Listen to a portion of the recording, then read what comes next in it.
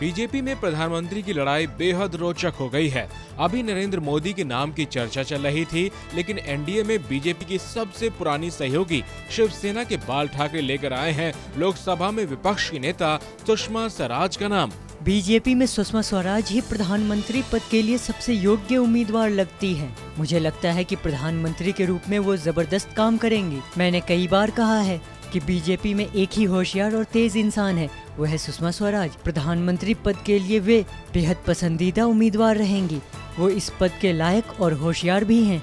कुछ दिन पहले मुंबई जाकर सुषमा स्वराज की बाल ठाकरे से मुलाकात हुई थी। उसी मुलाकात के बाद ठाकरे लेकर आए हैं सुषमा का नाम।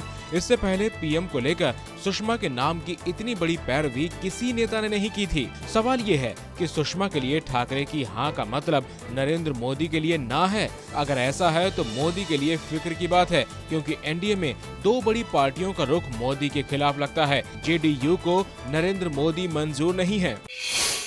सस्ता कोयला और महंगी बिजली, क्या यही है जिंदल स्टील के मालिक और कांग्रेस सांसद नवीन जिंदल की कामयाबी का मंत्र? टाइम्स ऑफ इंडिया के मुताबिक कांग्रेस सांसद नवीन जिंदल पर आरोप है कि उनकी कंपनी ने सस्ते में कोयला खदानें ली और अब महंगी बिजली बेच रही है। छत्तीसगढ़ के रायगढ़ में जिंदल का प्लांट देश का पहला ऐसा प्लांट है जो बाजार की दर पर किसी को भी बिजली बेच सकता है।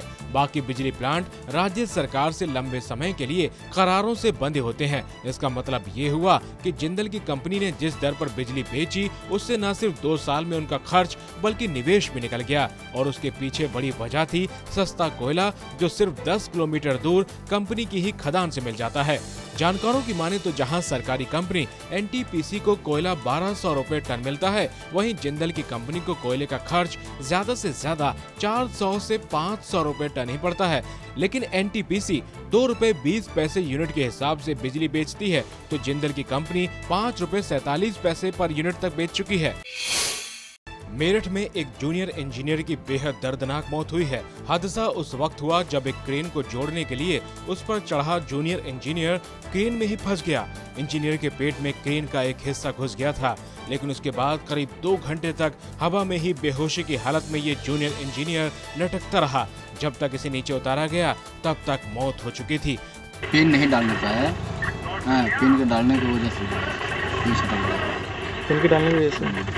सवाल ये है कि इस हादसे के तुरंत बाद अगर इसे नीचे उतार लिया जाता तो शायद जान बच जाती, लेकिन साथ काम कर रहे लोगों की लापरवाही की वजह से इस शख्स की जान चली गई। मृतक जूनियर इंजीनियर जसवंत सिंह झारखंड के गढ़वा जिले का रहने वाला है।